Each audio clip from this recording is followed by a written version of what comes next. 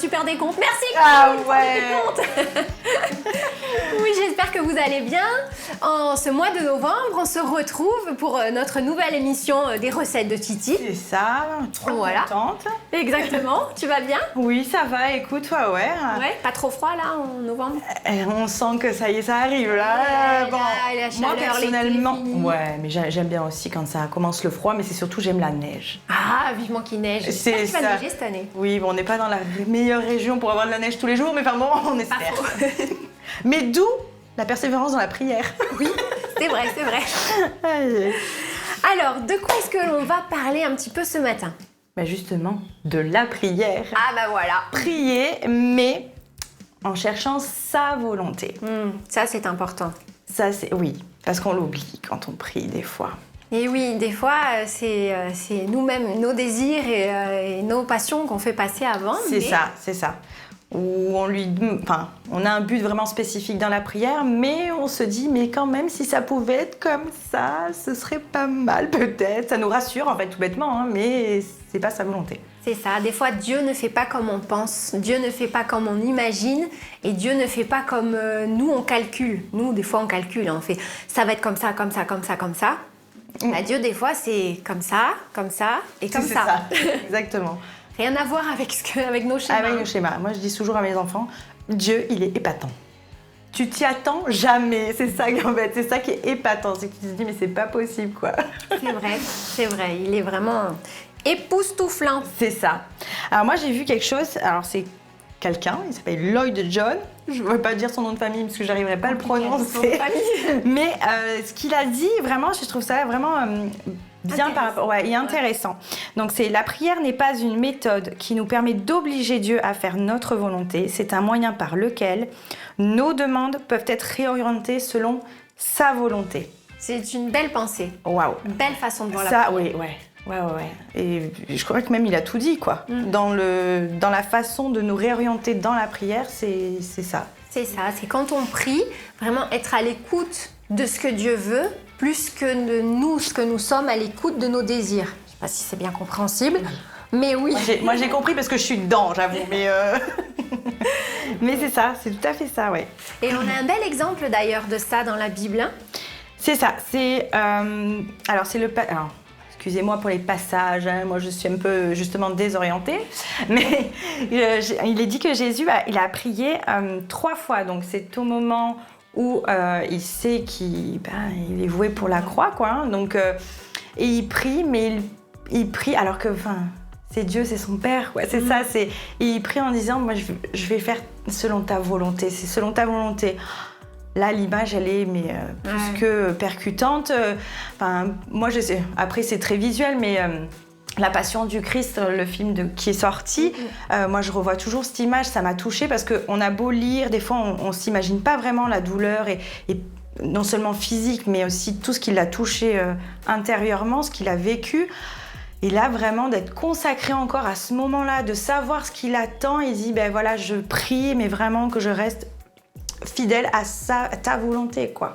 C'est ça, oui. Dans ce jardin, ça a été vraiment une épreuve de préparation, si je peux dire. Parce qu'après, du coup, il y a vraiment l'ultime fin. Et on voit un Jésus là qui prie. Et on voit, d'ailleurs dans la Bible, il nous est dit qu'il y a des grumeaux de sang. Et on sait que ces grumeaux de sang viennent d'un état de grand stress. Et du coup, on voit que Jésus, il est comme nous. Il est passé aussi par des états d'anxiété, par des états de stress, par des états où c'est terrible. Et on voit qu'à 3 reprises, du coup, il prie, il demande même à ses amis de l'aider dans la prière, de le soutenir. Et on voit combien il ressort de ce moment de prière. Il en ressort pour terminer sa mission sans jamais flancher. Ouais, c'est ça. C'est extraordinaire. Vraiment, dans ce jardin de Gethsémane, il s'est passé une grande victoire. D'ailleurs, après ces 3 moments de prière, il nous est dit qu'un ange est venu pour le fortifier. Et c'est pas facile, des fois, de dire, pas ma volonté, mais ta volonté. C'est ça, ouais. Surtout quand on est dans l'épreuve, ça peut être facile, suivant, peu importe la demande qu'on a, mais c'est vrai que quand on est vraiment dans un moment comme ça... Ouais, des preuves vraiment douloureuses, hein. Ça peut être un deuil, ça peut être vraiment quelque chose de fort et de se dire, bon, là, Seigneur, vraiment, ta volonté, c'est un des plus bels exemples qu'on ait, hein. Vraiment, C'est le plus bel exemple, c'est sûr. Et Jésus étant notre modèle, à nous aussi de réagir comme Jésus a réagi. Et d'aller prier, parce qu'il savait que ce moment allait être difficile. Ouais. Et il n'a pas rien fait, il n'a pas été passif, il n'a pas attendu que ce moment arrive, mais il a prié pour que Dieu l'aide à passer, à traverser cette épreuve. Et il a réussi, il a été plus que vainqueur. Alors j'aimerais te dire que si toi, ça t'arrive dans ta vie de passer par une épreuve terrible, une épreuve qui est angoissante, stressante, où tu es anxieux, anxieuse, sache que Dieu est là pour te fortifier. Comme il a fortifié Jésus dans ce jardin, il est là aussi pour te fortifier et t'aider à traverser cette épreuve afin que tu en sortes plus que vainqueur. Ça, c'est vraiment ce que Jésus veut faire en tout cas. Hein. Ouais. Et vraiment, en tout cas, il y a un autre verset aussi qui... Vas-y. Ouais, dans Matthieu 18, où il est dit « Car là où 2 ou 3 sont assemblés en mon nom, je suis au milieu d'eux. » Ça, c'est extraordinaire. Oui, c'est ça. On l'oublie même. Hein. Je pense que des fois, même on prie, mais on se dit, bon, ouais, ça sera fait, quoi. Mais on oublie qu'il est là. Il est vraiment... moi, je sais que dans mes prières, c'est vraiment, je me dis toujours... Je ressens, je me dis, il est là à côté de moi, quoi. Donc, pas oublier, justement, dans l'épreuve, Dieu nous laisse pas tout seul en train de galérer, quoi. C'est ça. Non, il est toujours là. Et de nos galères, justement, il va nous aider. Enfin, moi, je me dis toujours, il y a eu un moment de dur... Mais je sais que de ce moment de dur, je vais pouvoir peut-être m'en servir pour aider quelqu'un autour de moi qui un jour aura peut-être ce moment dur aussi. Et il nous en sort toujours grandi, même si pendant qu'on y est, on n'y pense pas à ça. Mais voilà, et il est là, c'est sûr. Et puis ce verset fait résonance vraiment avec l'attitude de Jésus. Jésus a appelé ses disciples pour qu'ils prient avec lui. Oui. Et là, c'est vraiment ce verset qui nous dit là où 2 ou 3 sont assemblés, Jésus a demandé de l'aide. Alors nous, à combien plus forte raison quand on est dans l'épreuve, on peut aussi demander de l'aide à nos frères et sœurs pour qu'ils viennent prier avec nous pour qu'on puisse traverser l'épreuve en étant plus que vainqueur et en étant fortifié comme Jésus aussi est ressorti fortifié de ce moment d'angoisse. Donc je vous encourage à ne pas rester seul et à faire intervenir des amis. C'est ça, faut pas avoir honte. Enfin, c'est pas un échec. D'avoir un moment de faille, hein, de doute ou de faiblesse ou quoi que ce soit. C'est pas un échec et au contraire, il y a, comme elle disait Ambre, les amis, les bons amis qui sont là vraiment, à qui on demande la prière, on sait de toute façon à qui on la demande. Généralement, ils sont pas là pour juger, justement, ils sont là parce qu'ils ont envie de nous voir aller de l'avant. Donc vraiment pas avoir honte. C'est ça, exactement.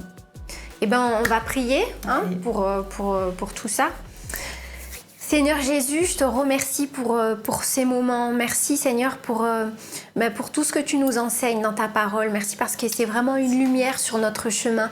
Et je veux te prier Seigneur particulièrement pour nos amis qui nous regardent. Peut-être il y en a qui passent par des moments d'épreuve, par des moments de détresse, par des moments où ils sont anxieux, anxieuses. Seigneur, je te prie de venir vraiment déposer ta paix dans leur cœur, de venir les fortifier, de venir leur donner du courage pour qu'ils traversent leur épreuve et qu'ils en ressortent plus que vainqueurs parce que tu es celui qui fait traverser le feu. Tu es celui qui ouvre les montagnes en deux et qui trace un chemin. Tu es celui qui fait l'impossible. Et je prie, Seigneur, pour que vraiment nos amis soient fortifiés, soient encouragés, qu'ils reçoivent cette paix divine et cette force de ta part. Au nom de Jésus. Amen. Amen.